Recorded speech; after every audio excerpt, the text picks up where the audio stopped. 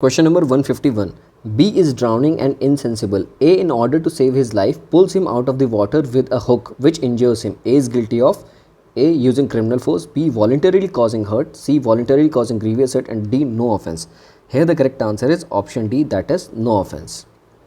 Question number 152. A male teacher during examination while conducting search put his hands in the pocket of the pant of a girl candidate thinking her to be a boy. Here the teacher under the IPC has committed offence under this section.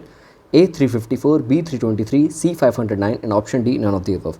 Correct answer is option D, that is no offence. Question number 153. A workman throws snow from the roof giving warning. A passerby is killed. The workman is guilty of murder, guilty of culpable homicide not amounting to murder, guilty of causing death by negligence, not guilty since death was accidental. Correct answer is option D, that is not guilty since death was accidental. Question number 154. Which of the following cases necessity under section 81 of IPC cannot be pleaded as a defense? Option is A, self-defense and prevention of violence, prevention of harm to the accused at the expense of an innocent person, self-preservation is an absolute necessity. Option D, choice of evils affecting the person other than the accused. Correct answer is option B, that is prevention of harm to the accused at the expense of an innocent person. Question number 155. To preserve one's life is generally speaking a duty, but it may be the highest duty to sacrifice it. This observation was made in Queen versus Dudley by Stephens by option A, Lord Denman, option B, Lord Coleridge, option C, Lord Acton and option D, Justice Pollock. Here the correct answer is option B, that is Lord Coleridge. Question number 156. Necessity as a defense cannot be claimed when the act has been done with good faith, without criminal intent, without inherent risk of causing harm, for avoiding the other greater harm. Correct answer is C, with inherent risk of causing harm. Question number 157. The case of R versus Dudley and Stephen is related to the defense of option A, insanity, B, intoxication, C, mistake of fact and D, necessity.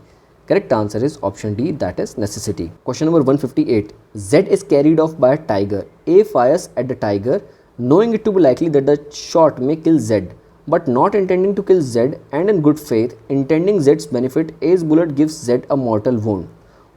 Options are A has committed the offence of murder as the malice travels with a bullet. Option B, A has committed to murder Z and wildlife animal the tiger. Option C, A has committed no offence and option D, none of these. Here the correct answer is option C, that is A has committed no offence. Question number 159.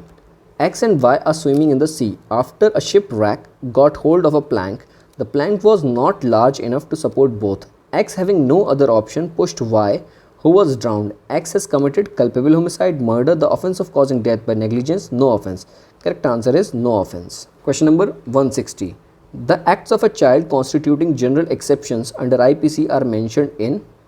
Options are section 81 to 82, section 82 to 83, section 83 to 84 and section 84 to 85. Correct answer is option B, that is section 82, 83. Question number 161.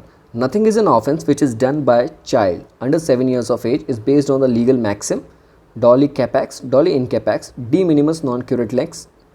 None of these. Correct answer is option B, that is Dolly in capax. Question number 162. The principle of Dolly in capax under IPC is an exception to the criminal liability in which of the following sections? Section 81, section 82, section 84, section 87. Correct answer is option B, that is section 82. Question number 163. Which provision of IPC says nothing is an offence which is done by a child under 7 years of age? Correct answer is option C, that is section 82. Question number 164. Nothing is an offence which is done by a child under 8 years, 10 years, 7 years, 12 years. Correct answer is 7 years. Question number 165. Which of the following is presumed under the law to be Dolly in capax to commit a crime? Option A, child under 7 years of age. Option B, a child under 10 years of age. And option C, a child above 7 years and under 12 years of age. And option D, a child between 10 years and 14 years of age. Here the correct answer is option A, that is a child under 7 years of age. Question number 166. Section 82 of IPC deals with the following. Option A, absolute immunity. Option B, qualified immunity. Option C, conditional immunity. And option D, contingent immunity. Here the correct answer is option A, that is absolute immunity. Question number 167. Nothing is an offence which is done by a person who is a option A, boy of 6 years having sufficient maturity to understand the nature and consequences of his conduct. Option B, girl below 12 years having sufficient maturity to understand the nature and consequences of her conduct. And option C, a man aged 100 years. And option D, all of the above.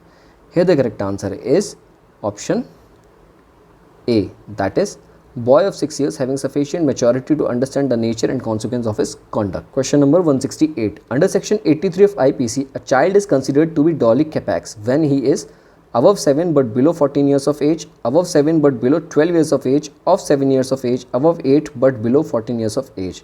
Correct answer is option B, that is above 7 but below 12 years of age. Question number 169.